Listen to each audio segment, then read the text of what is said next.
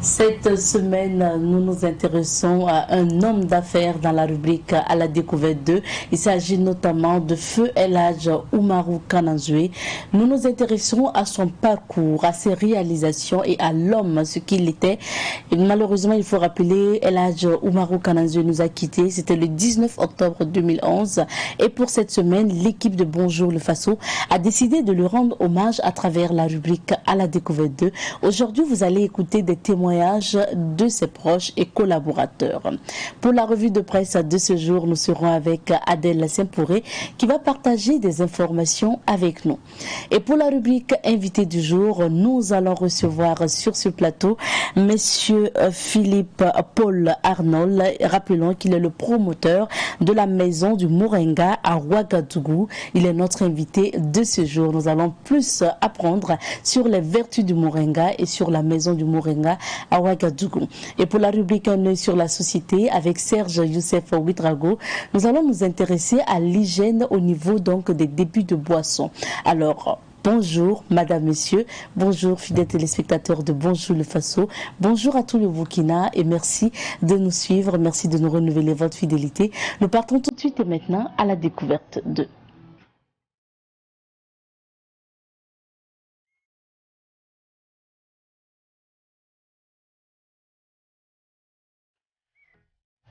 Et pour la rubrique à la découverte de cette semaine, comme annoncé, nous nous intéressons à El Hadj Oumarou Kananzoué et nous vous invitons à la découverte de cette personnalité et de ses réalisations également.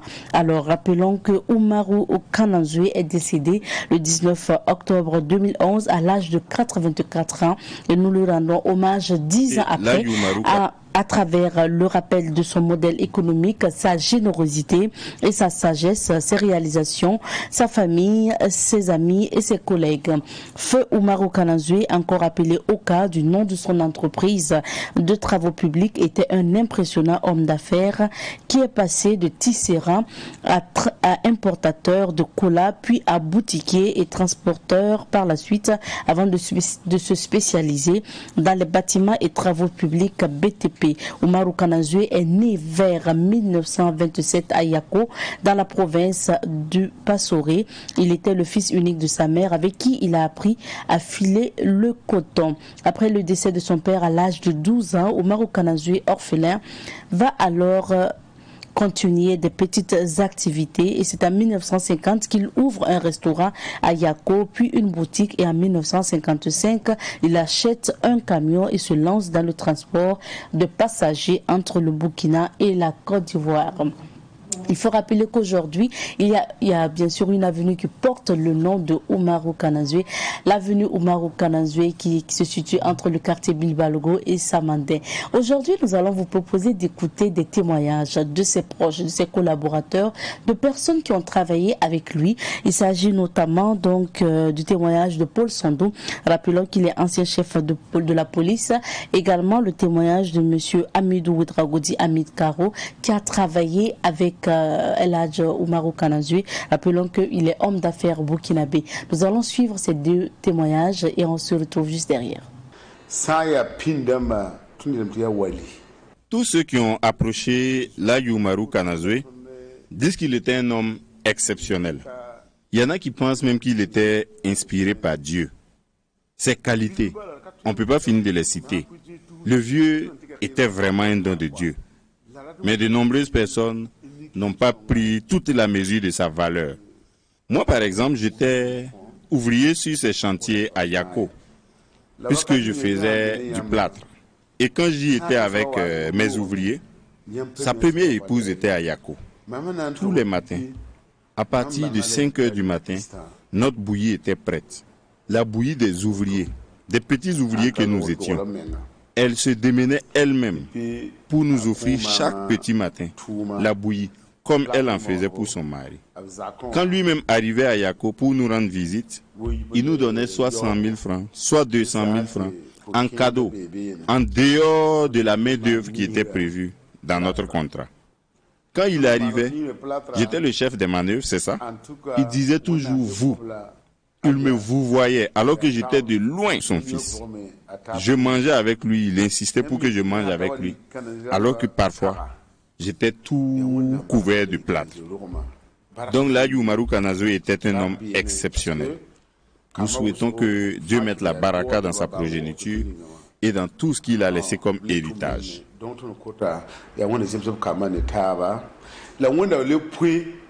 Burkina Faso wala gitama kodo ambaton yake ya wutu bana mvoya hame ton kina yokuni hélicoptère en tigi mana yala tutu bon amanda fam fo hanzo imbanga ya soma fume nakunti mana fo han tout dépend na fo quoi. Je ne peux pas dire tout ce que je sais de la Umaru Kanazwe. J'ai voyagé avec lui dans son hélicoptère. Nous sommes souvent allés à Yako et c'était l'occasion de toujours me donner des conseils. Il a dit souvent qu'il n'y a pas plusieurs façons de gagner de l'argent. Il faut travailler. Alors qu'aujourd'hui, de nombreux jeunes veulent gagner l'argent autrement que par le travail. Ils passent leur temps à boire de l'alcool, à détruire leur santé, à gaspiller de l'argent. Ils n'économisent pas alors que c'est un autre secret de la réussite et de la richesse. Pour préparer son avenir, il faut se contenter de ce qu'on gagne. Il n'y a pas d'autre voie pour gagner de l'argent que de travailler et d'épargner. Là, Umaru Kanazwe m'a souvent dit, ce qu'il a fait toujours avancer, c'est qu'il cherchait toujours à être original. Quand il commençait une activité et que de nombreuses personnes venaient faire la même chose, il changeait d'activité. C'est pourquoi on dit en français, l'imitation et la comparaison sont deux choses différentes. La comparaison peut être nuisible. L'imitation peut aider à progresser. Chercher à faire comme l'autre qui progresse. Les jeunes aujourd'hui veulent la facilité. Il faut faire autrement les choses. Les gens qui ont souffert ne gaspillent pas de l'argent. Chaque fois que quelqu'un gaspille de l'argent, ça veut dire qu'il a probablement gagné malhonnêtement son argent. Je suis toujours déçu quand je rencontre des gens qui gaspillent l'argent. Ceux qui ont gagné l'argent à la sueur de leur front, qui comptent sur eux-mêmes, qui savent qu'ils seront eux seuls, devant leurs propres problèmes, quand ils seront dans le pétrin, ne gaspillent pas leur argent, ne dilapident pas. Et là, Umaru Kanazwe m'a dit beaucoup d'autres choses. Il m'a parlé par exemple des raisons pour lesquelles il ne termine pas souvent ses chantiers. Il a parlé de ses nombreux enfants. Mais ça, c'est confidentiel. Je ne peux pas exposer aujourd'hui les raisons pour lesquelles il n'a pas terminé certains de ses chantiers. Et sur le plan de la religion, il savait aussi donner des conseils. Sans dire de les rejoindre dans sa religion. Il savait toujours orienter les gens pour qu'ils réussissent dans leur propre religion. Il m'a conseillé, j'en profite aujourd'hui.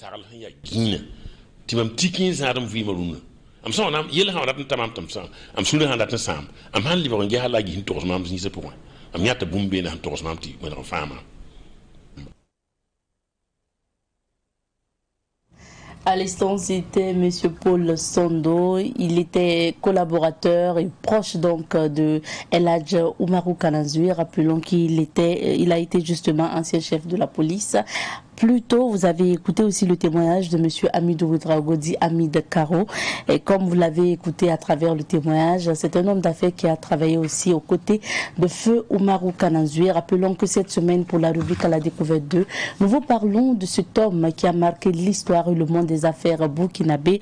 Rappelons que El Hadj Umaru Kanazwe est parti d'une famille modeste et polygame à Yako pour bâtir un empire économique. À son décès, le 19 octobre 2011, Oka ou Umaru Kanazwe, donc Oka qui est le nom donc de son entreprise, laissait derrière lui 4 femmes, 30 enfants et 90 petits-enfants.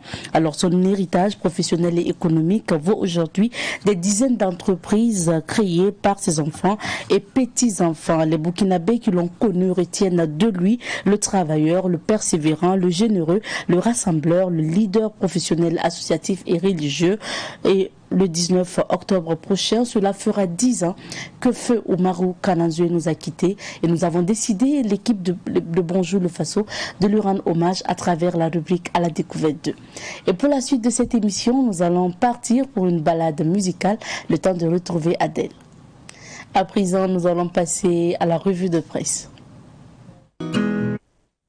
Et pour la revue de presse de ce mardi, nous sommes avec Adèle Saint-Pouré. Bonjour et bienvenue Adèle. Bonjour à Petite Anikema, bonjour à tous ceux qui nous suivent en ce moment. Alors, nous débutons par quel journal aujourd'hui? Eh bien, aujourd'hui, nous commençons avec le journal Le Quotidien. Le quotidien nous affiche à sa une procès de l'assassinat de Thomas Sankara et ses 12 compagnons, 2 semaines de suspension pour mieux explorer les 20 000 pages du dossier. Et puis relativement à ce procès, le quotidien a donné la parole à certains acteurs. Ce procès, on l'attendait depuis longtemps. Selon la veuve Mariam Sankara, ma seule déception, c'est que la décision a été prise de ne pas enregistrer le procès. Selon donc Samska Ludja, qui est acteur de la société civile, le tribunal n'a pas pour vocation de constituer les archives de l'histoire selon l'avocat de la défense. Et puis, nous avons foi que cette vérité apparaîtra au grand jour selon donc un camarade de Thomas Sankara sous la révolution Hubert Bazier. Autre titre, Boubacar Diallo à propos des bisbilles au sein du mouvement Agir Ensemble pour le Burkina. Je suis dans une dynamique de regrouper tout le monde. C'est ce que nous confie le quotidien. Nous passons à aujourd'hui au Faso. Ce quotidien nous affiche un grand titre, procès Thomas Sankara, une première audience qui annonce déjà les couleurs. Renvoi du procès assassinant Thomas Sankara au 25 octobre. Vérité et justice en mouvement, mais réconciliation nimbée d'interrogation. Lutte contre l'insécurité urbaine, fin de cavale pour un réseau de malfaiteurs. Et puis 10e retraite stratégique de Coris Bank International, l'institution entend consolider son leadership. Sport, éliminatoire Coupe du Monde Qatar 2022, le Burkina Faso assure l'essentiel face aux requins bleus de Djibouti. Nous sommes à présent avec l'Observateur Palga. À sa une ce matin, on peut lire Blaise et Hyacinthe ont 10 jours pour se présenter pour parler du procès Thomas Sankara et puis premier jour d'un jugement historique. Et toujours sur ce procès, les titres à la une de l'Observateur Palga, les généraux Nazino Gouba et Brice Bayala battent en retraite. Le live, un couteau à double tranchant, c'est à lire dans la rubrique Regard sur l'actualité. Et puis question de droit au professeur Cabré, tout cela relativement au procès ouvert hier et renvoyé. Covid-19 et commerce, des experts préconisent la réouverture des frontières terrestres. Journée parlementaire du NTD, nouveau temps pour la démocratie, la situation sécuritaire au menu de la retraite de Sapsi. Allons-y à Bobo du Lasso à présent pour voir la une de ce quotidien bobolais. L'Express du Faso nous écrit en titre « Dossier Thomas Sankara, difficile démarrage, le procès renvoyé au 25 octobre ». Les 3 mérites du procès et puis point de vue divergent des bobolais. Et dans la rubrique « Autant le dire », dossier Thomas Sankara, Blaise Compaoré, le grand absent. Kokoroé, les peuls et les bobos ont bu le lait et mangé le chitoumo. Taxe de stationnement à Bobo, agacés par la police, les transporteurs veulent rencontrer le maire. Mutilation génitale féminine, la pratique perdure dans la boucle du Mohun. Retour à Ouagadougou et nous sommes cette fois-ci avec les éditions Le Pays. Pour ce quotidien, on peut lire à sa une ouverture du procès Thomas Sankara quand Blaise Compaoré manque l'occasion de s'expliquer. Ce procès libère le Burkina et les Burkinabés d'un lourd fardeau selon Ablassé Ouedraogo. L'enquête doit se poursuivre sur le volet international. Selon Réseau international Justice pour Sankara, l'audience suspendue est renvoyée au 25 octobre prochain. Les généraux Brice Bayala et Nazino Gouba Ouedraogo s'auto-recusent. Nous attendions depuis longtemps ce procès, dixit la veuve Mariam Sankara, des articles donc à parcourir dans le contenu du journal Le Pays de ce mardi. Autre titre à la une de ce journal, la première édition de la journée de reconnaissance de l'administré, le journal Le Pays distingué. Isiaka Ouedraogo, président du CISAG, à propos du sommet Afrique-France de Montpellier, le changement du format traduit l'échec des précédentes éditions. Et dans la rubrique Révélation, on peut lire Sommet Afrique-France de Montpellier, quand Odile Sankara, sœur de Thomas Sankara, décline l'invitation de Macron. Toujours à la une du journal Le Pays, Dr Bindi Woba, conseiller spécial à la présidence du FASO, le MPP, comme tout parti politique, a l'ambition, une fois le pouvoir d'État conquis, de le gérer pendant longtemps. Crise au sein du parti Agir Ensemble, des secrétaires généraux dénoncent une mauvaise gestion du président. À lire également dans les colonnes du journal Le Pays de ce mardi 12 octobre 2021, les pronostics PMI-BE du jour. Et c'est ce qu'on peut retenir donc comme titre à la une de l'actualité. Merci bien. Adèle, retour sur quelques sujets. Et le premier qui fait l'actualité dans pratiquement tous les quotidiens aujourd'hui, c'est bien sûr l'ouverture du procès Thomas Sankara, ouverture et renvoi. Ouverture et renvoi, on pourra donc dire sitôt ouvert, sitôt renvoyé, parce que les Burkinabés s'attendaient en tout cas à une journée, on va dire marathon pour l'ouverture du procès, mais les choses ne sont pas allées dans ce sens. En tout cas, une chose est effective, c'est que le procès a effectivement démarré. L'audience s'est ouverte hier à Ouaga 2000, à la salle des banquets, donc un procès qui a été donc délocalisé pour la circonstance à la salle des banquets de Ouaga 2000, cette même salle qui a abrité donc le procès du putsch manqué de septembre 2015. Voilà. Et donc hier à l'ouverture du procès, il y a eu donc plusieurs faits, on va dire des questions de forme, puisque hier les choses ne sont pas vraiment rentrées dans le fond.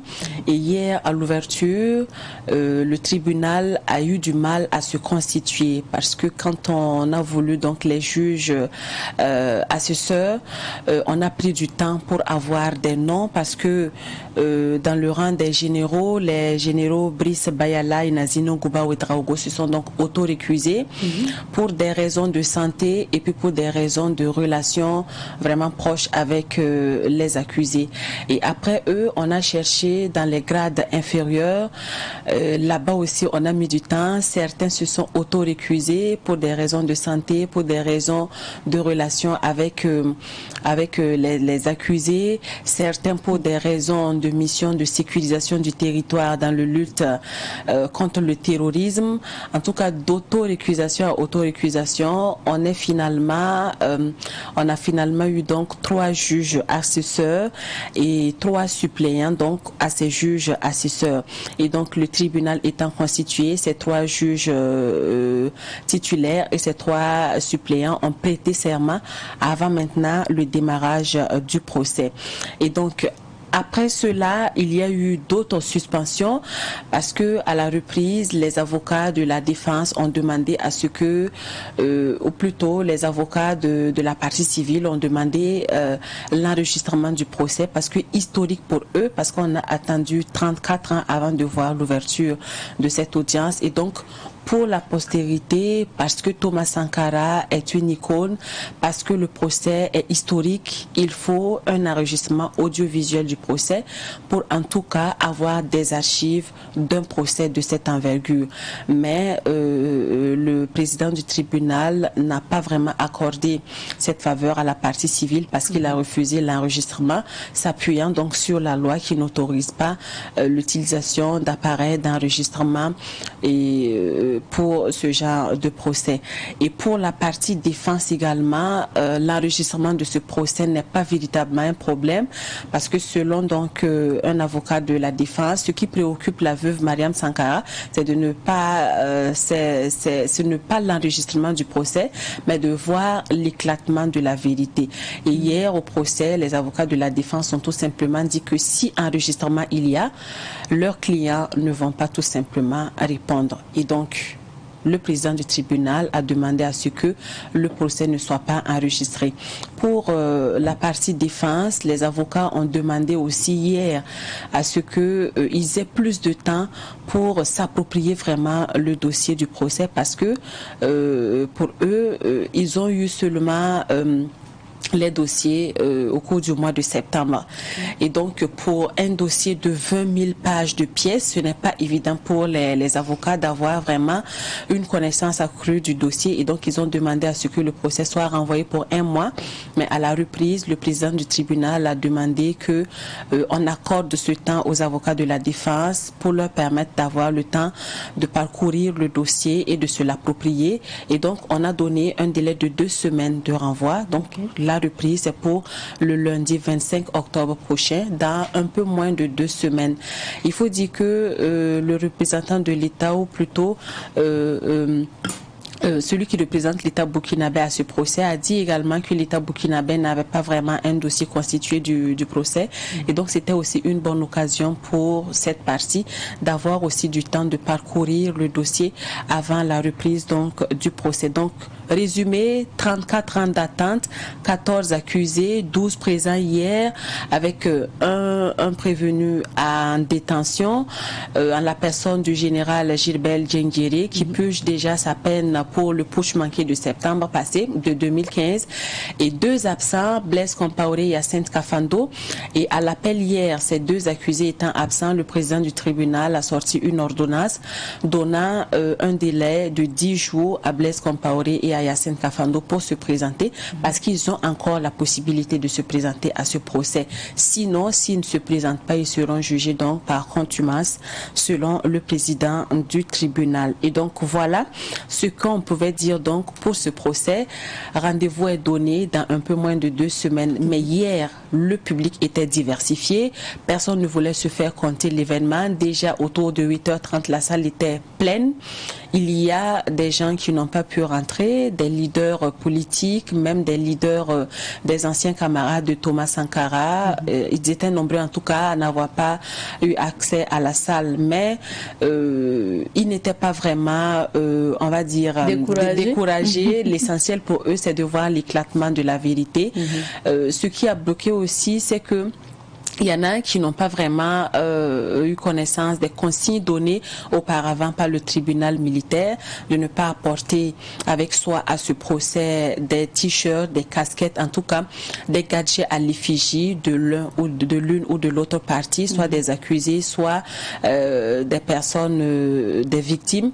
Et donc hier, en tout cas, dans un rayon proche de la salle d'audience, les consignes étaient claires, mais ça n'a pas vraiment décourager ceux qui étaient présents. De la vieille génération à la nouvelle génération, tout le monde était représenté et les avis étaient vraiment partagés. Mais le seul propos qui tenait tous, c'est l'éclatement de la vérité, c'est de voir l'aboutissement de ce procès, quel que soit le temps que ça va prendre, bien sûr, dans un délai raisonnable, de voir l'aboutissement du procès. Donc, on attend le lundi 25 octobre prochain pour voir vraiment quelle tournure vont prendre les choses. Merci pour ce résumé concernant le procès Thomas Sankara. Deuxième sujet, on s'intéresse à ces présumés trafiquants de carburant qui ont été interpellés. Ce sont des personnes interpellées et l'information est donnée par la direction en charge de la communication de l'armée. L'armée qui fait le point des opérations de sécurisation du territoire menées donc pour la semaine, au cours de la semaine écoulée. Il y a eu des actions de sécurisation des zones. Il y a eu aussi des attaques déjouées. Les forces de défense et de sécurité qui ont à certains endroits fait l'objet donc d'embuscades.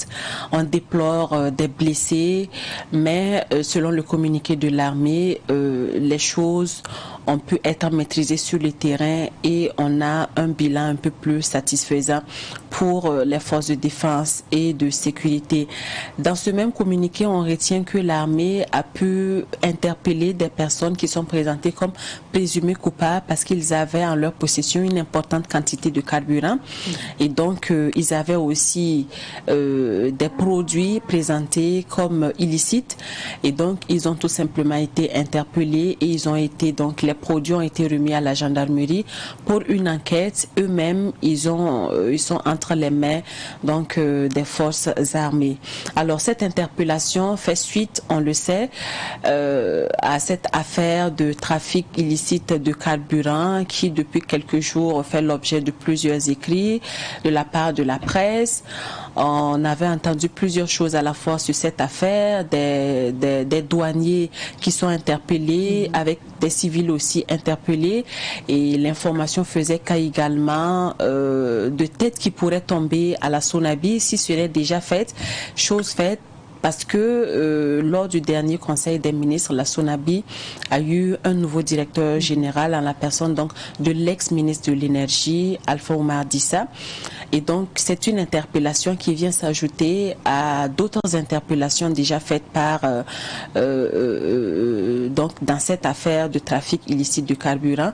Donc on attend l'aboutissement de cette affaire également quand on sait que le procureur lui-même s'est vraiment impliqué dans cette affaire, et donc on imagine que c'est la poursuite comme ça de l'affaire. Peut-être que d'autres personnes également sont en liberté ou n'ont pas pu être interpellées. On dira que les interpellations se poursuivent encore. La preuve en est que ceux-là en tout cas ont été pris par les forces armées, et donc l'affaire continue tout simplement. Vivement que ce réseau tombe. Vraiment. Exactement. On imagine que c'est vraiment un vaste réseau. Bien sûr. Si des interpellations se poursuivent toujours, on imagine qu'il y a d'autres personnes qui sont encore sur le terrain, qui mènent le travail. Mais on espère qu'avec le concours de tous, on arrivera donc à l'aboutissement de cette affaire. D'accord. Et nous terminons en sport parce que les étalons étaient face aux requins de Djibouti hier et ils ont encore confirmé leur supériorité. C'est donc la confirmation confirmée selon une artiste burkinabé, parce que hier, les étalons de Burkina, les poulains de Kamou-Malo ont donc confirmé leur suprématie face aux requins bleus de la mer Rouge pour parler de l'équipe djiboutienne. Et donc hier, c'était la 4e journée des éliminatoires de la Coupe du Monde Qatar 2022. Les étalons de Burkina qui étaient face aux requins de Djibouti, score à l'arrivée 2-0 en faveur des étalons. Il faut dire que hier au match, il y a eu plusieurs faits qui ont fait sourire plus d'un, parce que l'équipe djiboutienne a usé de plusieurs actes pour vraiment mordre le temps. Et on retient des joueurs qui ont simulé des blessures, le gardien de but djiboutien qui se plaignait de ses chaussures, ou en tout cas avec plusieurs faits pour mordre en tout cas sur le temps, mais finalement le gardien djiboutien a même eu un carton jaune pour en tout cas accélérer les choses sur le terrain. On l'a sanctionné parce que il a quand même exagéré sur les faits, et donc il a eu un carton jaune. Donc les étalons ont vraiment bataillé hier, et on se rappelle encore du match passé où les étalons avaient un score supérieur, et hier encore les étalons ont enregistré un score final de 2-0 face à l'équipe djiboutienne. On félicite l'équipe de Kamou-Malo, on félicite les poulains, les étalons qui ont vraiment bataillé. Les étalons sortent donc premiers du groupe avec on va dire 10 points plus 8. Le Burkina est suivi par l'Algérie qui est classée 2e avec 7 points plus 13. Vient en 3e position le Niger, et puis en 4e position donc le Djibouti. Et on note aussi que hier, après le match, la Fédération djiboutienne de football a sorti un communiqué pour sanctionner le sélectionneur djiboutien, parce que la Fédération djiboutienne qualifie les résultats de catastrophiques au cours des éliminatoires de la Coupe du Monde Qatar 2022. Et selon la Fédération djiboutienne de football, l'entraîneur a eu des comportements inadaptés au professionnalisme d'un entraîneur de haut niveau. Et il a tout simplement été limogé avec effet immédiat à compter de la diffusion du communiqué. Et donc on imagine que ce n'est pas la joie actuellement du côté du Djibouti, du Djibouti. Et bon, qu'est-ce qu'on y peut? On souhaite tout simplement bonne chance, parce qu'ils sont toujours dans la course. On espère que ils vont pouvoir se rattraper, et puis bon, En tout cas, on félicite les étalons. On souhaite plus bonne chance aux étalons pour la suite, parce qu'on a encore des matchs à gagner. Quand on sait que dans notre poule, il y a l'Algérie qui est à côté, et nous, on doit s'en sortir pour pouvoir aller au mondial. C'est déjà une bonne place. Le Burkina qui se place à premier, devant même l'Algérie. Je pense que c'est déjà très bien. On souhaite donc bonne chance aux étalons pour les matchs à venir, que l'équipe soit toujours soudée pour affronter les autres matchs qui vont venir. En tout cas, le peuple reste derrière vous et on vous souhaite plein de courage et bonne chance pour la suite. Merci bien. Merci à toi Adèle. Et nous poursuivons avec cette émission et bien sûr notre invité est bien installé et bien sûr on y va. Et comme annoncé, nous recevons sur ce plateau aujourd'hui M. Philippe Paul Arnold. Rappelons qu'il est le promoteur de la Maison du Moringa à Ouagadougou. Bonjour à vous et bienvenue. Bonjour, merci beaucoup de votre invitation. Merci d'être sur le plateau de Bonjour le Faso. Dois-je dire Philippe Arnold ou encore Monsieur Sommet, parce que vous avez aussi le nom de famille Sommet. Dites-nous comment vous avez eu justement ce nom de famille. On sait que vous avez beaucoup travaillé dans le sud-ouest du Burkina.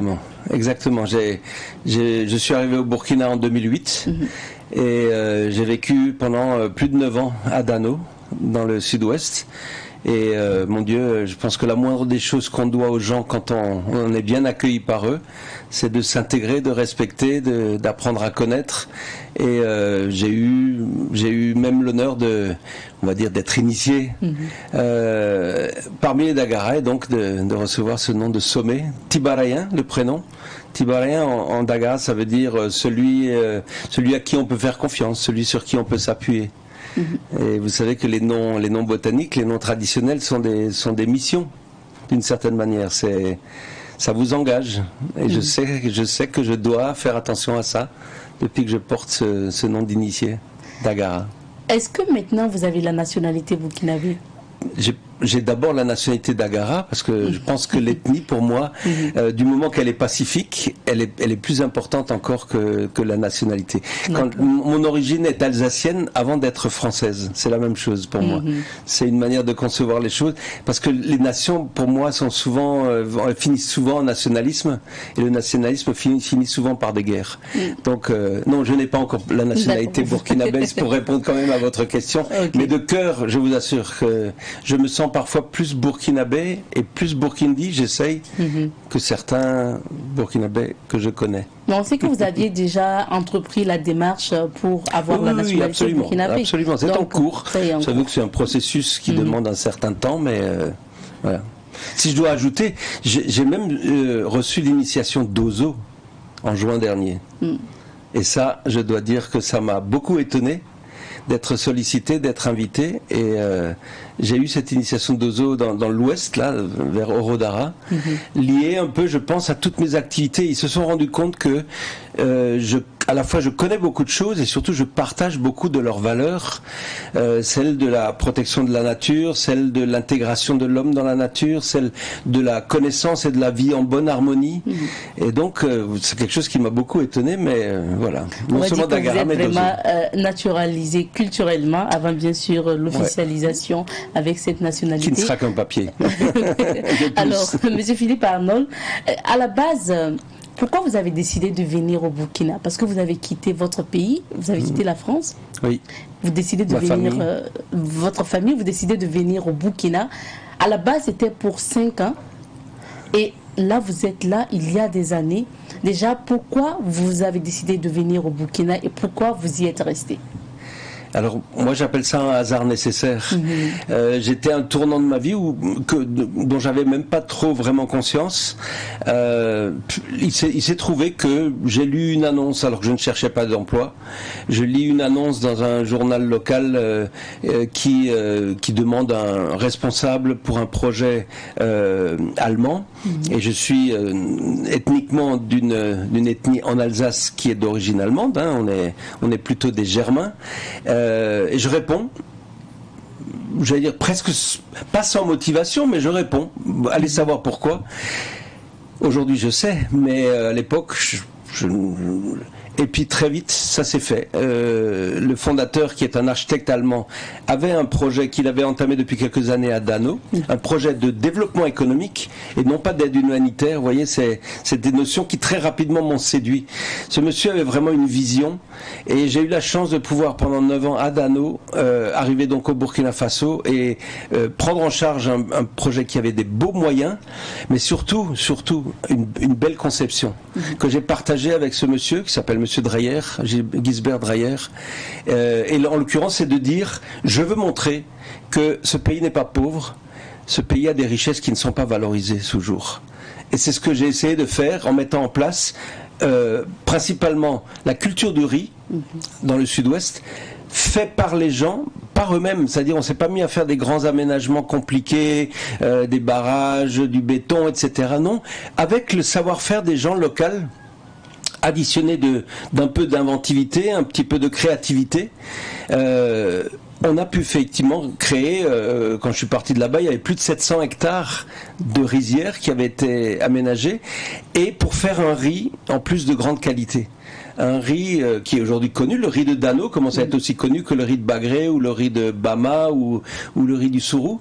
Il y a le riz de Dano aujourd'hui, je suis très fier d'avoir contribué à faire un riz étuvé pour la plupart, étuvé avec des énergies renouvelables, avec des méthodes très originales. Voilà, tout ça c'était la vision d'un monsieur que j'ai partagé et que j'ai eu la chance de pouvoir mettre en œuvre. Puis en parallèle, je suis tombé en 2009 sur le moringa, donc j'ai développé un petit peu deux passions vraiment montrant que la richesse ou les richesses d'un pays comme le Burkina sont énormes.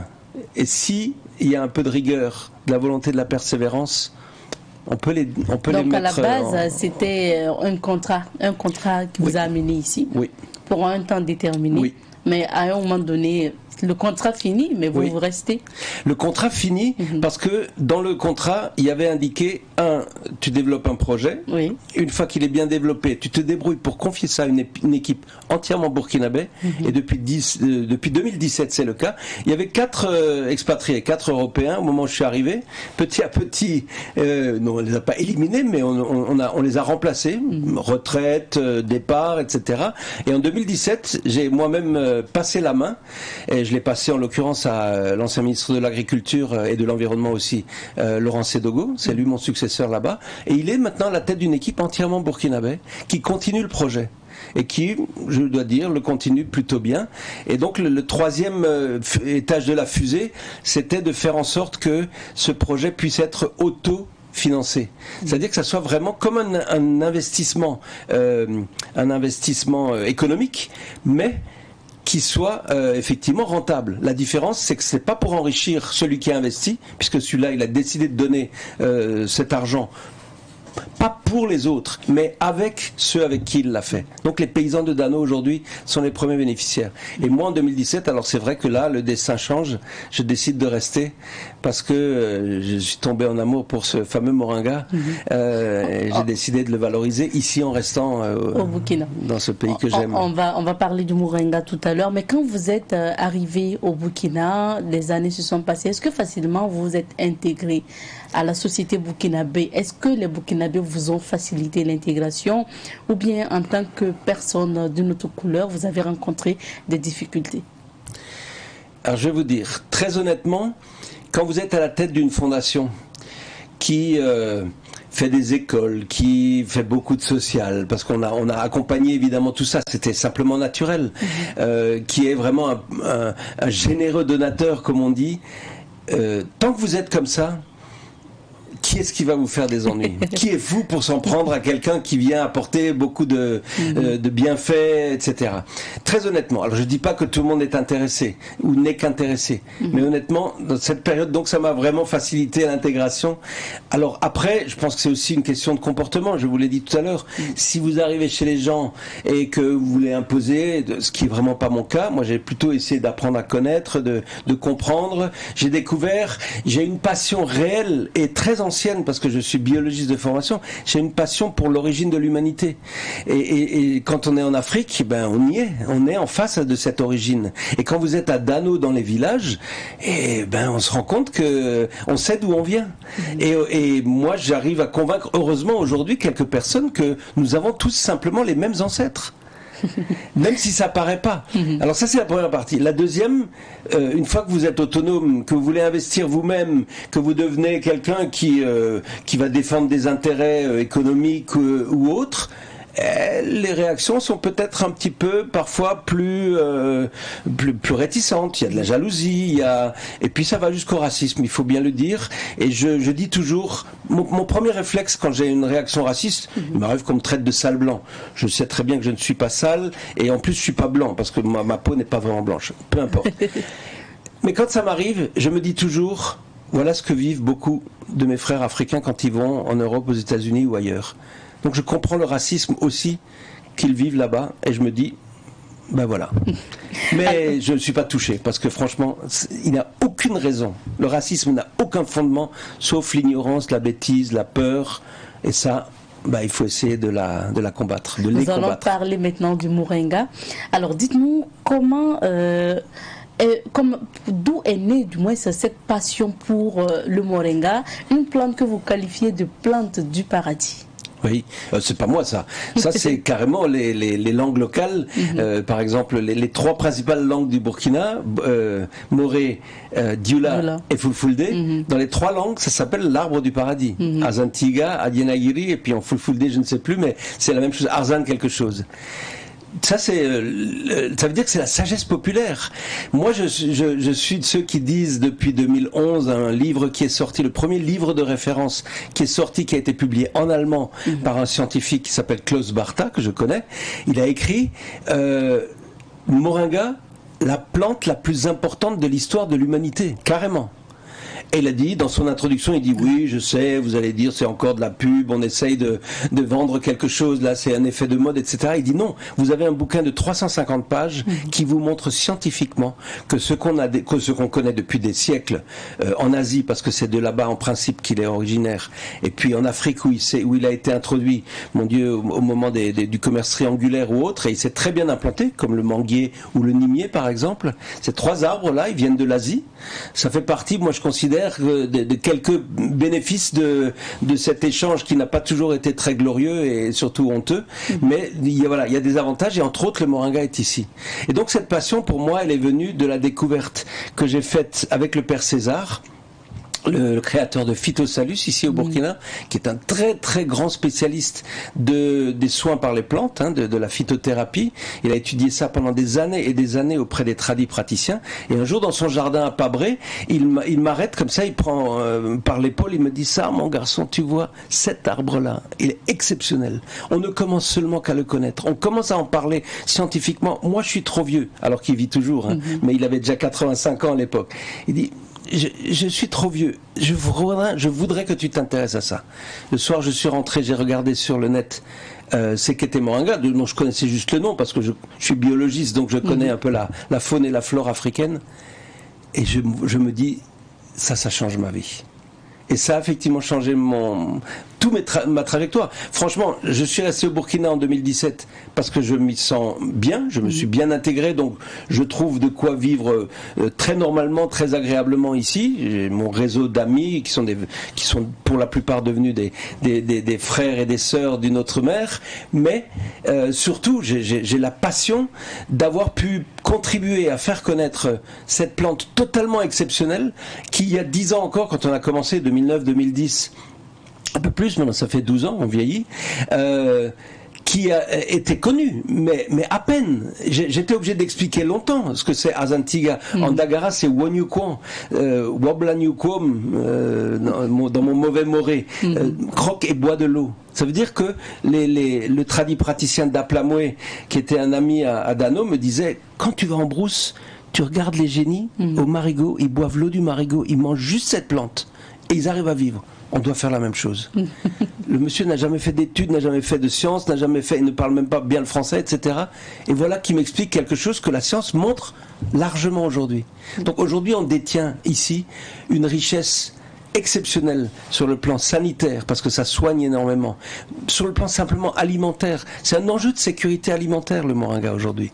Et je voudrais vraiment que tout le monde se rallie à nous pour comprendre qu'on peut faire encore beaucoup plus que ce qu'on est en train d'avoir découvert avec le... Et c'est un petit peu l'objet de cette maison du moringa qu'on a créée il y a un an pour arriver à ça. Alors, Monsieur Philippe Arnold, si vous devrez donner une définition à cette plante, qu'est-ce que vous pouvez dire? Je pense que je ne pourrais pas trouver mieux que le titre que je vous ai dit tout à l'heure. La plante la plus importante de l'histoire de l'humanité. Ok. Die wichtigste Pflanze der Menschheitsgeschichte, dans ma langue d'origine. C'est écrit comme ça. Et je vous assure que ce monsieur, il a pas raconté ça comme un commercial, etc. C'est vraiment un scientifique. Je fais partie aujourd'hui d'un groupe d'une quinzaine de scientifiques mondiaux du moringa. J'étais coopté à cela dans un congrès mondial sur le moringa à Pretoria en 2019. Entre nous, on est convaincus et on espère pouvoir convaincre encore les gens que il y a là une plante totalement exceptionnelle. Aujourd'hui, on parle d'une qualité des plantes à laquelle on tient beaucoup dans les nouvelles manières de se nourrir, les compléments alimentaires, etc. On parle des antioxydants. Antioxydants, ça évite l'oxydation des cellules, l'oxydation des organes, etc. Le moringa, il a le record du monde absolu. Et il n'a été mesuré qu'en 2011. Vous voyez, c'est récent. Ça fait 10 ans à peine.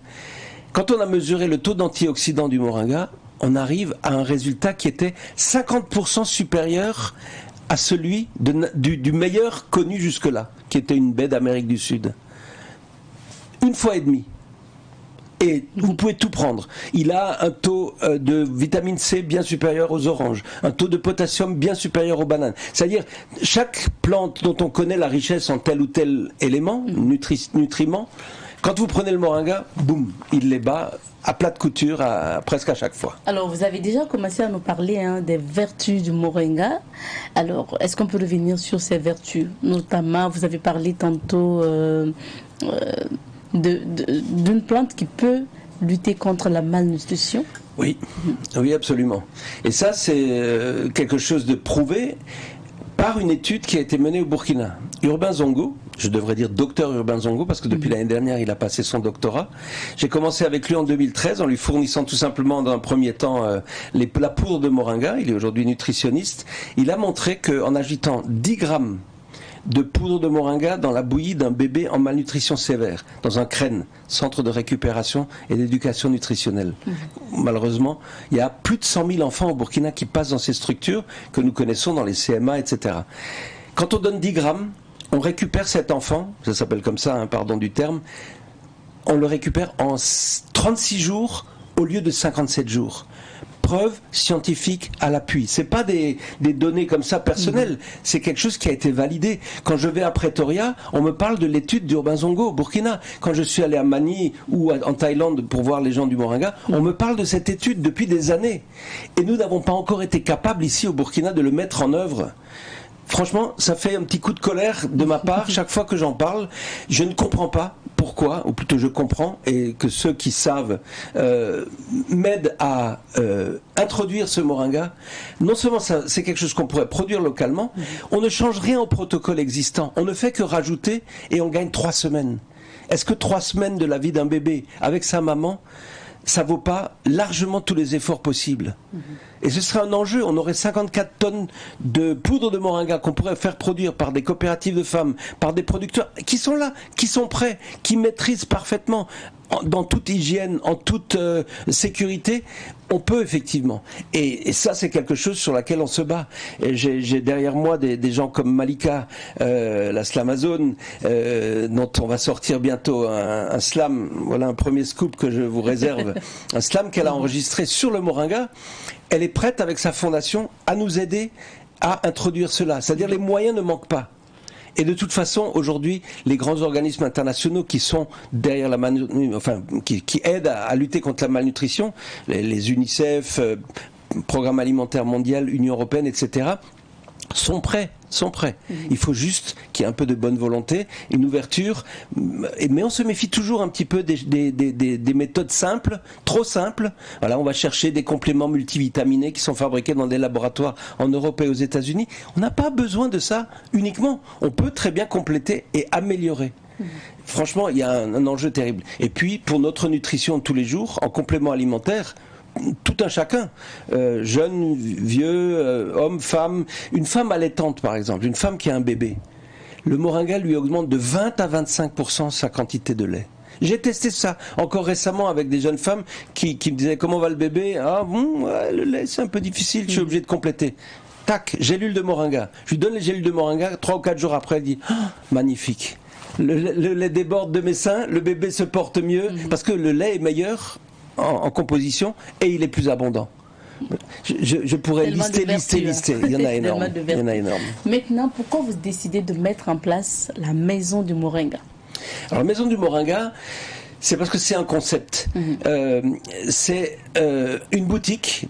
Et je dois dire que moi-même, j'ai été surpris qu'avec les quelques associés, une jeune pharmacienne, Alix Zotianga, une médecin de l'université de médecine de Ouagadougou, Dr Constance Tiandré Beogo, une passionnée d'économie qui est la gérante, Zalissa Kaboré, un producteur, j'aurais dû commencer par lui parce que sans lui il n'y a rien, un producteur génial, Mohamed Ouedraogo de Kaya, qui est vraiment qui a la main verte, qui donne des leçons à beaucoup d'ingénieurs agronomes, parce que sur le terrain, il sait exactement comment on cultive une plante. Il produit magnifiquement.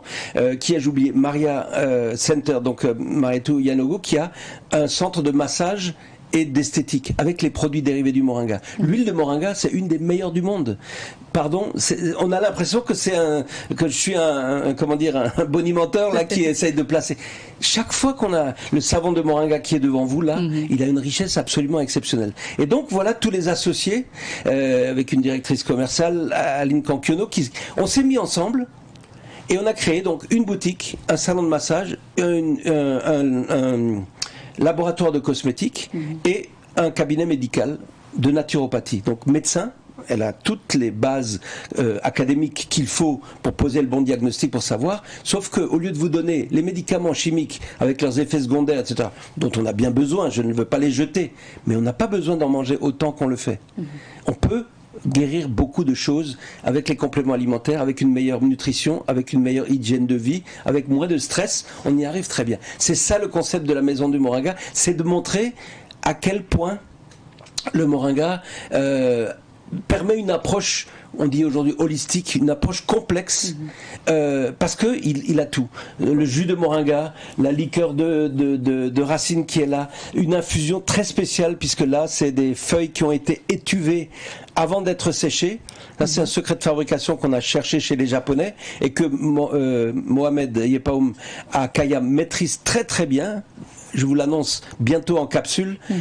On a aujourd'hui plus de 60 produits, plus de 60 références dérivées du moringa, made in Burkina Faso, qui sont vraiment faites par des gens ici, produits à la base par des productrices.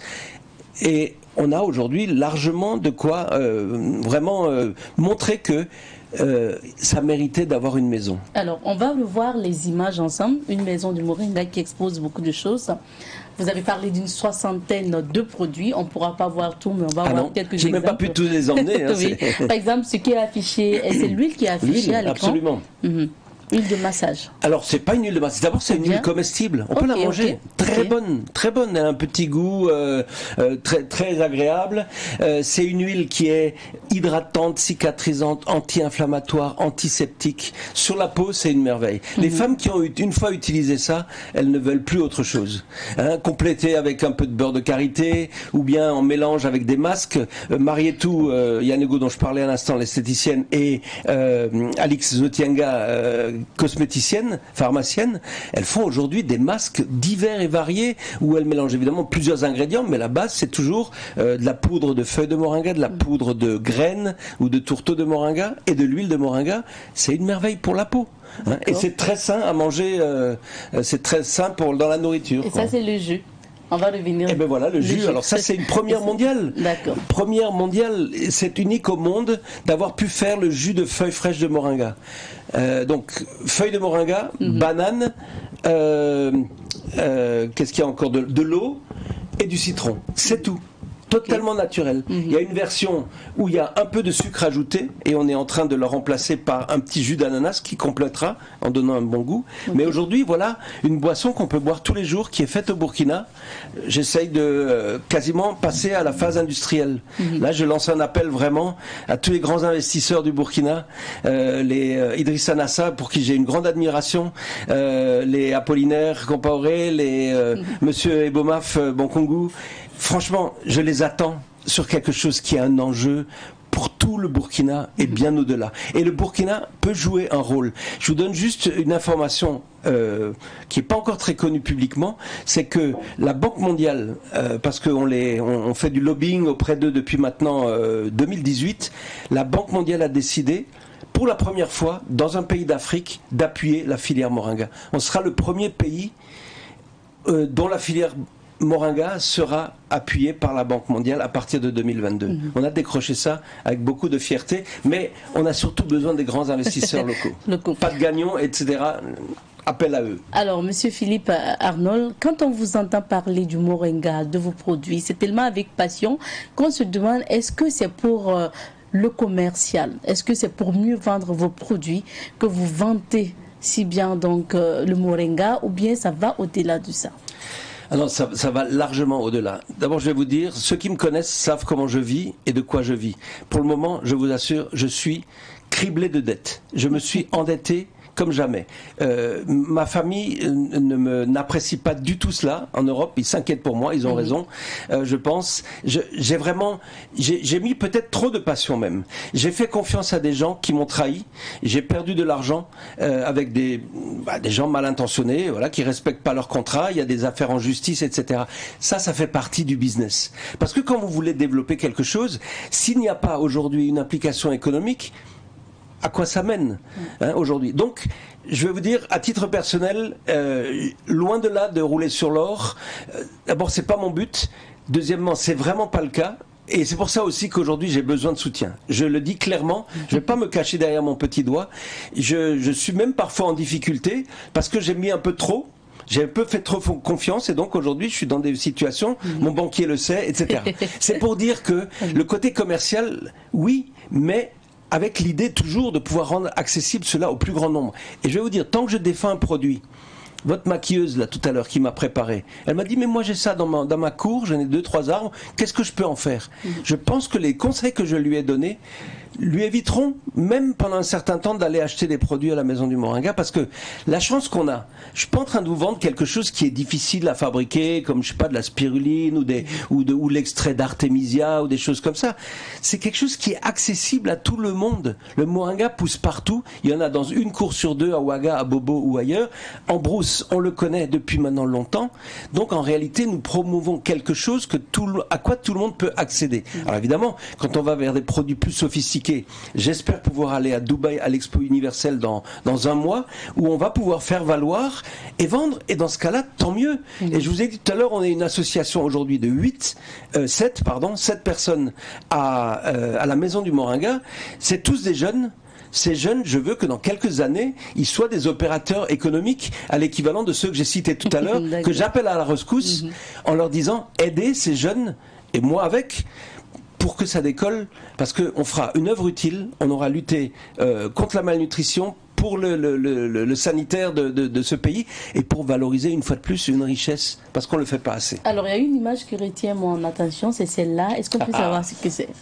Chocolat au moringa. Chocolat au moringa. J'ai un ami formidable, voilà encore un frère d'une autre maman, André Bayala, chef André comme on le connaît, qui est un homme génial, généreux, ouvert. Et quand j'ai découvert, moi je suis un fan de chocolat, comme tous les gens d'une certaine région d'Europe, qui pendant des années années mangent du chocolat, ou depuis des années mangent du chocolat qui est fait en Europe, alors que les premiers producteurs mondiaux sont à côté ici, Ghana, Côte d'Ivoire, eh bien, ça fait des siècles qu'on a organisé le fait de faire produire ici par des gens qu'on paye mal, et on exporte les fèves de cacao et on fait le chocolat en disant que c'est une spécialité des Suisses, des Italiens, des Belges et des Allemands.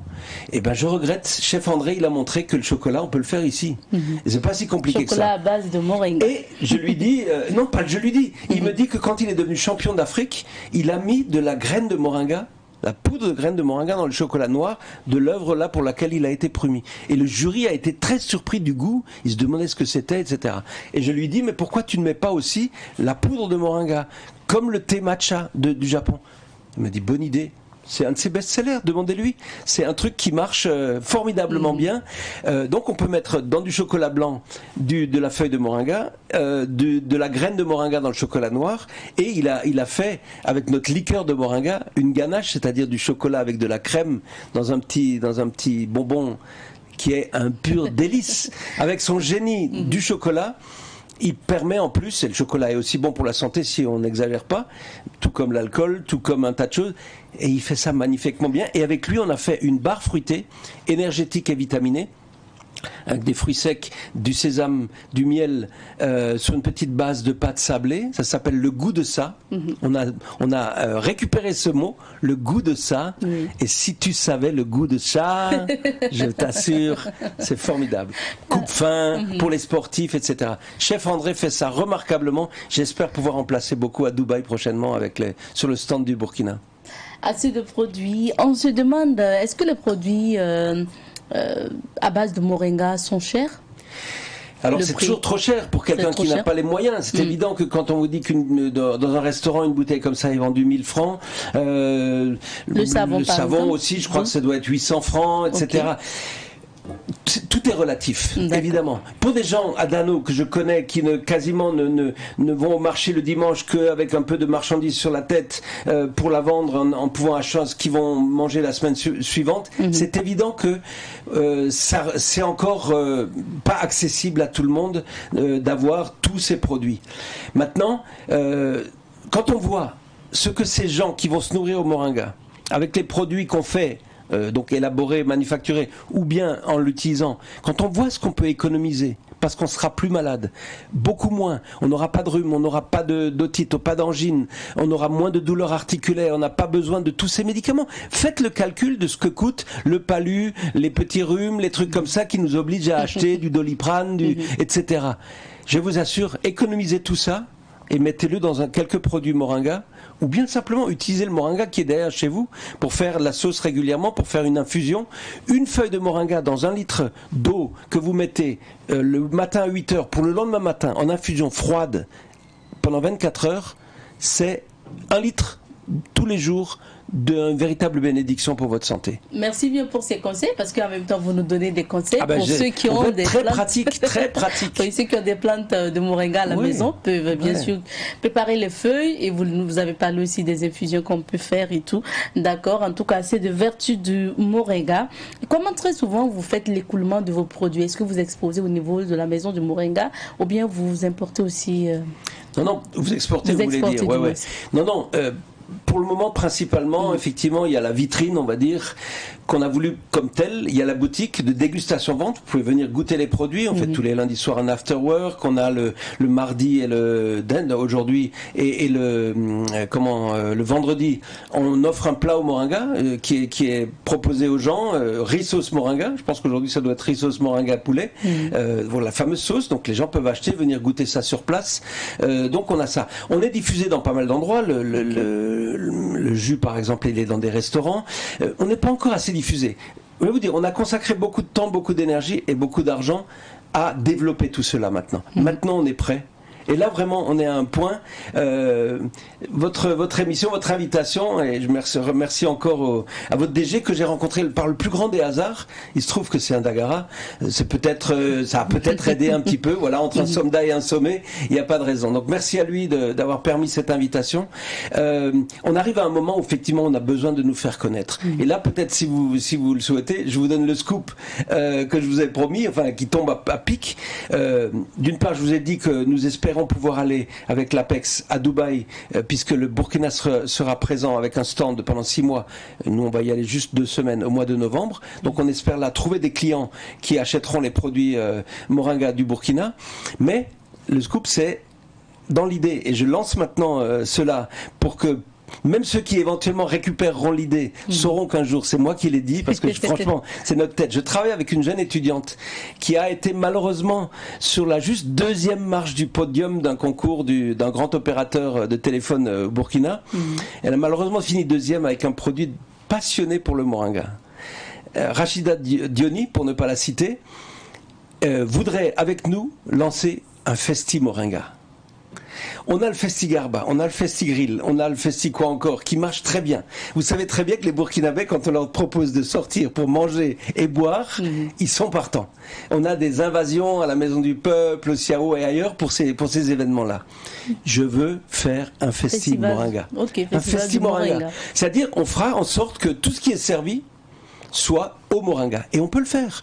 À la Maison du Moringa, on a du piment au moringa, on a du sumbala au moringa, on a de la pâte d'arachide au moringa. On peut ajouter le moringa à peu près tout. Ça ne le détériore pas, ça ne gâche pas, ça marche. Et donc voilà, si les grillades sont avec un peu de poudre de moringa, si le riz sauce, il y a des feuilles de moringa, on fera un festi moringa. Et voilà comment je pense qu'on va enfin pouvoir faire connaître. J'espère qu'il y aura, s'il y a à terme 50 000 personnes en 3-4 jours qui viennent, on aura contribué vraiment à faire œuvre utile. Et là aussi, appel aux sponsors, parce que ça ne se fait pas comme ça en claquant dans les doigts. Alors, mais on y croit. 30 minutes, c'est peu pour parler vraiment du moringa, parce que c'est déjà fini. Mon Dieu. La Maison du Moringa est située où? À Koulouba. À Koulouba, c'est tout près du siège qu'on commence à connaître de Face au Café. Peut-être citer de marque, mais en tout cas, voilà. Dans le quartier Koulouba, c'est facile à trouver. Je pense que vous avez affiché le numéro de téléphone pour l'appeler. C'est 67 69 95 95. Facile à trouver. En tout cas, vous serez les bienvenus. Ça doit être la maison de tout le monde. Cette Maison du Moringa doit être la maison de tout le monde. Merci bien. Rappelons que nous recevions sur ce plateau M. Philippe Paul Arnold. Il est le promoteur de la Maison du Moringa à Ouagadougou, et c'est ici que va s'arrêter l'entretien de ce jour. Nous poursuivons avec cette émission, et cette fois-ci place aux annonceurs, et comme chaque mardi il y a quelque temps, nous recevons Mira Élevage pour parler des différentes formations. Virgule et on revient. Nous sommes à nouveau avec M. Frédéric Donald Sawadougou. Il est le chargé de communication de Mira Élevage. Il est sur le plateau pour nous parler des différentes formations de Mira Élevage et du centre CIFEA. Bonjour et bienvenue M. Sawadougou. Bonjour à vous et bonjour à tous les téléspectateurs. Merci d'être à nouveau sur ce plateau. Nous parlons de Mira Élevage et des formations. On va commencer bien sûr par la présentation de cette structure. Pour parler de la présentation de Mira Élevage, il faut dire que c'est un centre de formation, une structure de formation qui est spécialisée dans le domaine de l'élevage. Nous, on fait des formations à Mira Élevage en ce qui concerne l'élevage de la volaille, en partant des poulets au pintade, de tout ce qui est volaille, et encore une formation en fabrication de couveuses. Je précise bien la formation en fabrication de couveuses artisanales qui est la marque de Mira Élevage. Une couveuse qui est faite en fonction et de notre climat, qui est adapté à notre climat vraiment pour aider les éleveurs à tirer mieux de profit. Maintenant, quelle est la prochaine formation que vous organisez? La prochaine formation que nous sommes en train d'organiser à Mira Élevage, c'est pour les 30 et 31 octobre. Cette formation vise à transmettre aux participants les techniques modernes d'élevage de volailles en partant des poulets au pintade. Encore, comment est-ce qu'il faut soigner la volaille, c'est-à-dire la prophylaxie aviaire. En partant aussi sur la fabrication de la couveuse, sans ignorer la fabrication de l'aliment de volaille, que vous soyez éleveur de poulets ou éleveur de pintade. Actuellement, nous venons de sortir d'une période où il y a encore même des œufs sur le terrain, mais si vous savez fabriquer une couveuse, pourquoi ne pas fabriquer des couveuses et aller en campagne chercher les œufs et venir éclore? Aujourd'hui aussi, vous allez voir qu'actuellement nous sommes dans une période où majoritaire sont ceux-là qui ont des pintados à la maison. Comment élever ces pintados-là jusqu'à la fête pour pouvoir les écouler ou pouvoir aussi les utiliser à la maison? Et ça, c'est une formation de 2 jours? Oui, c'est une formation de 2 jours. Le 30 et 31 octobre. 30 et 31 octobre, ça va se tenir au siège de Mira Élevage, Sisa Karpala. Et les conditions de participation à ces 2 jours de formation? Ces 2 jours de formation, les conditions sont très simples. C'est 35 000 francs, vous participez au pays et vous participez à la formation, vous donnant droit à une attestation après la formation. Et je précise bien, la formation, c'est pour vous transmettre des connaissances plus pratiques que théoriques. Parce que la formation en élevage de volailles, nous allons vous permettre de voir sur place comment est-ce que cela se fait, en partant de la construction du bâtiment, comment soigner la volaille. Aussi en ce qui concerne la fabrication de la couveuse. Après la formation de 2 jours, nous allons vous recevoir au siège de Mira Élevage afin que vous puissiez faire un stage qui peut durer même 1 mois. Ça, c'est un stage pour vous permettre de vous-même fabriquer la couveuse. D'accord, et ça c'est pour les 2 jours, on fait formation pour d'autres durées. Et Mira Élevage aussi a mis au point le CIFEA. Est-ce que vous pouvez nous parler de ce centre? Oui, pour parler du centre CIFEA, il faut dire que c'est un centre que nous avons ouvert en plus de Mira Élevage. Dans ce centre, vous allez voir que c'est quoi? Les formations en ce qui concerne tous les métiers de la main. Parce qu'aujourd'hui, il y a de ces métiers, lorsque vous avez une formation à la matière, vous n'êtes pas obligé d'être employé par quelqu'un. On va prendre un exemple, l'élevage de la volaille. Si vous avez une formation professionnelle en élevage de volaille, vous pouvez soit offrir des services, vous pouvez vendre des services, vous pouvez vendre même les produits de l'élevage.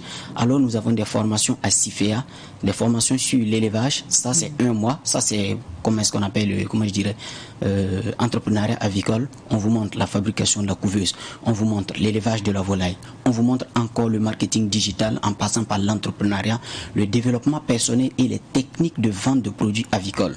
Il y a aussi une formation de 3 mois. La formation de 3 mois, c'est technique d'élevage général. La formation aussi de 3 mois, nous allons voir que non, toutes les formations, tous les modules qui sont dispensés dans la formation de 1 mois, je précise bien que la formation de 1 mois, c'est pas 1 mois, c'est 45 jours. Donc 1 mois de formation continue et 15 jours de stage pratique. Okay. Après la formation de 1 mois, de 3 mois, nous avons une formation d'1 an. Et maintenant, nous avons une formation qui passe sur 2 ans.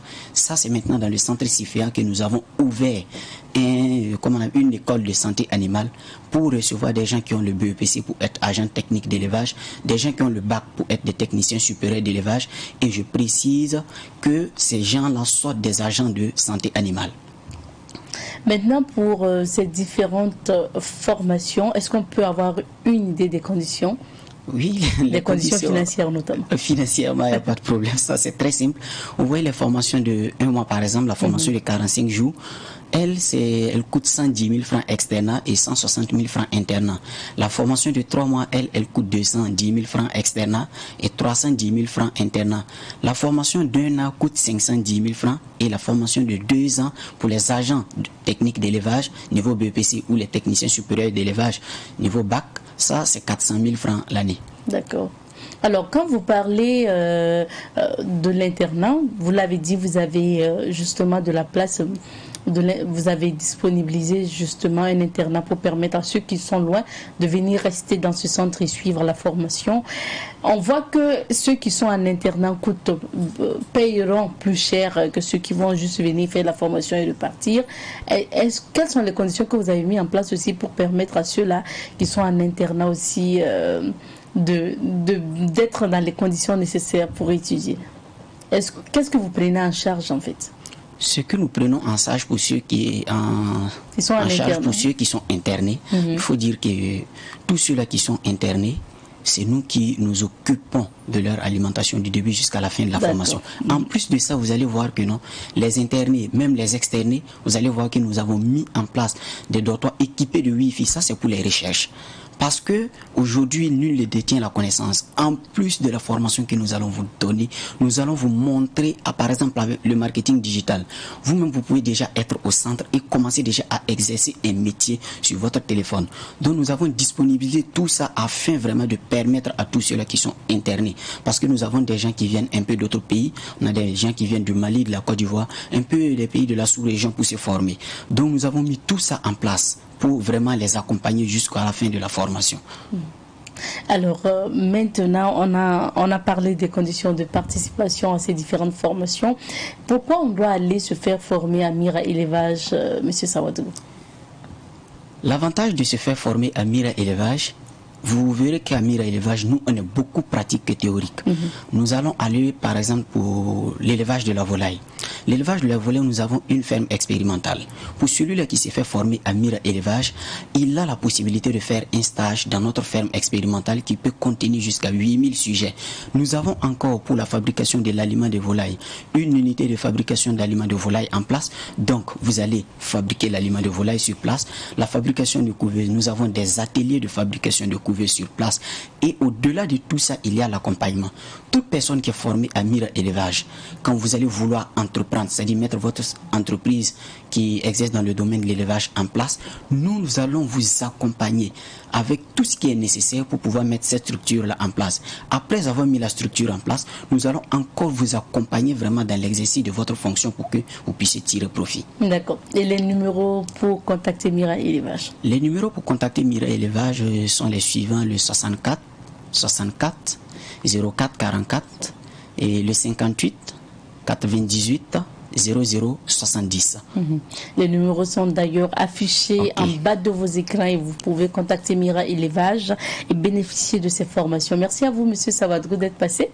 Merci, et je vais rappeler les dates importantes de la formation de 2 jours, c'est 30 et 31 octobre. Après cette formation, vous voyez que nous sommes à l'approche des fêtes de fin d'année. C'est pour permettre, par exemple, à ceux-là qui sont à la maison, qui ont un petit espace, de faire un petit élevage. Ceux qui ont des fermes, de pouvoir déjà s'en occuper vraiment pour les fêtes de fin d'année et tirer mieux profit. D'accord. Merci. Merci à vous. Et puis voilà, ceux qui sont intéressés, contactez Mira Élevage pour bénéficier de ces formations. Restez avec nous, Monsieur Sawadrou, parce que nous allons repartir à la rubrique à la découverte d'eux avant de se dire au revoir.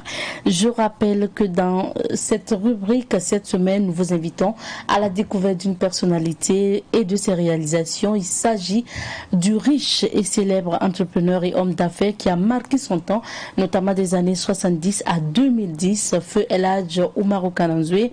Il est décédé le 19 octobre 2011 à l'âge de 84 ans. Nous lui rendons hommage 10 ans après à travers le rappel de son modèle économique, sa générosité et sa sagesse, ses réalisations, route, pont, barrage, mosquée, sa famille, ses amis et ses collègues. Feu Umaru Kananzoué, encore appelé Oka du nom de son entreprise de travaux publics, était un impressionnant homme d'affaires qui est passé de tisserand à importateur de cola, puis à boutiquier et transporteur avant de se spécialiser dans les bâtiments et travaux publics BTP. Umaru Kananzoué est né vers 1927 à Yako, dans la province du Passoré. Il était le fils unique de sa mère avec qui il a appris à filer le coton. Ces cotonnades d'une qualité exceptionnelle se vendaient jusqu'au Mali et au Ghana. Des voyages qu'il n'hésitait pas à faire à pied à ses débuts, ce qui lui permettait aussi de commercialiser la cola et le sel. Il a connu cette vie après le décès de son père dès l'âge de 12 ans. Umaru Kananzoué était devenu orphelin et il assistait sa mère dans le filage du coton. Il a appris également le Coran et menait des petites activités. Rappelons que El Hadj Umaru Kananzoué est parti d'une famille aux revenus modestes et polygames à Yako pour bâtir un empire économique. À son décès, le 19 octobre 2011, Oka a laissé derrière lui 4 femmes, 30 enfants et 90 petits-enfants. Alors, nous allons nous arrêter ici pour l'émission de ce jour. Serge Youssef Ouedraogo ne se sent pas bien, il a pas lu, donc il n'a pas pu être avec nous pour la rubrique 1 sur la société aujourd'hui. Alors merci à vous, fidèles téléspectateurs de Bonjour le Faso, pour votre attention. Rendez-vous demain mercredi pour d'autres aventures de l'émission. En attendant, portez-vous bien et restez fidèles au programme de Savane TV. On se dit cus à demain.